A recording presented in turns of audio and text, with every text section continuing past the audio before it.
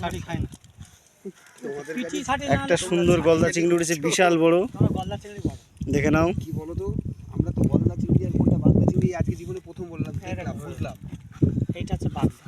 আমি তো বললাম এই প্রথমবার বুঝলাম। এটা হচ্ছে বাগদা। এটা ছাটি। লবদা ছাড়াতে পারছে না।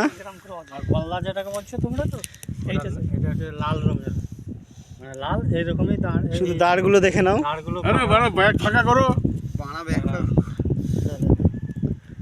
লবদার গাড়ে কামড়ে। দেখুন ছাড়ো। আর কি নিবি? কিছুই না, নেবো না কিছুই। যদি ওই নরমটা নেই, ছাড়ার পরে বলছে নরমটা নেই। নরমগুলো নিতে পারছি। নরমগুলো টেস্টি একদম আস্তে আস্তে। ওই সব মালগুলো আছে, ওই নরম টরমগুলো যেগুলো